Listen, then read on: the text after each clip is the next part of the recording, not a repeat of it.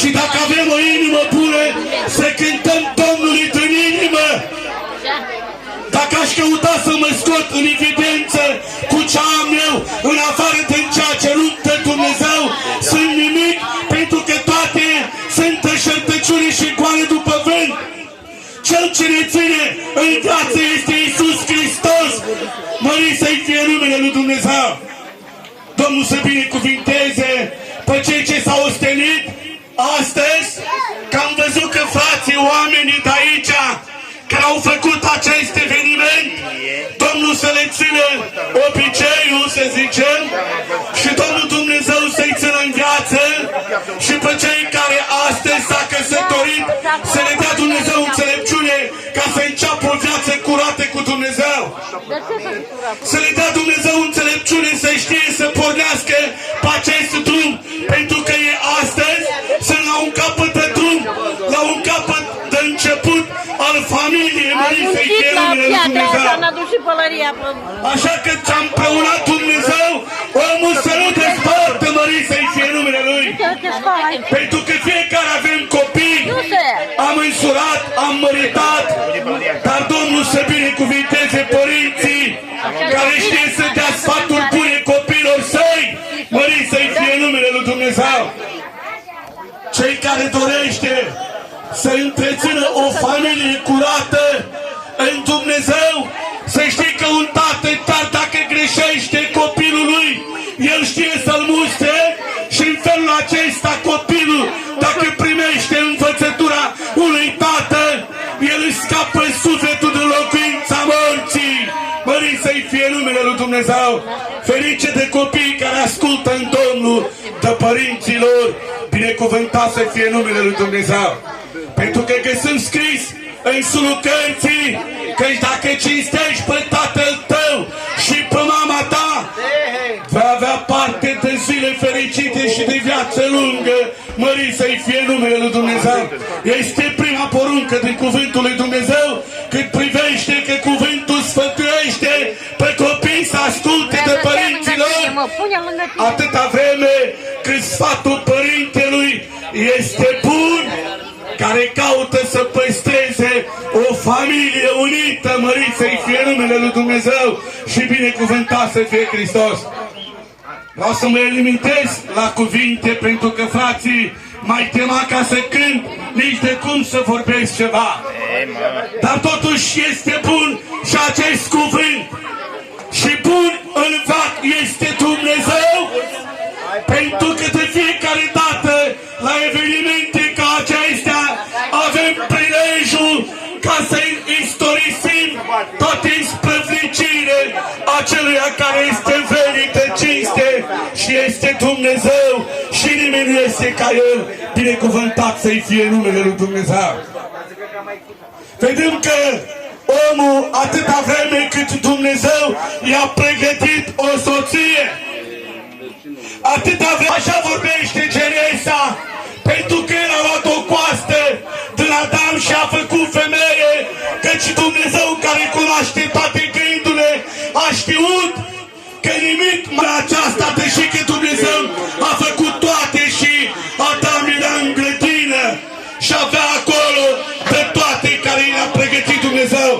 Dar a văzut că pentru om nimic și nimic nu îi se potrivea mai bun ca ajutor, ca tovarăș pentru om. Dumnezeu știe să se îngrijească de om, mărit să-i fie numele Lui. A dormit pe Adam, a luat una din coastele lui, chiar dacă a luat-o de acolo, Dumnezeu nu l-a lăsat incomplet, pentru că cel ce știe să facă rana, el o leagă, mărit să-i fie numele Lui. Și binecuvântat să fie Dumnezeu. E planul lui Dumnezeu, că El a spus că eu sunt calea, adevărul și viața. Așa că cine vrea să aibă viață, să se împece cu Făcătorul care îi dă viața. Iisus Hristos este viața. Așa că vedem că El a făcut pe Eva și i-a dat lui Adam ca femeie, mărit să-i fie numele lui Dumnezeu. Și din doi s-au făcut unul. Atunci a început bărbatul să nu mai fie stăpân pe trupul lui. Și cine? Femeia.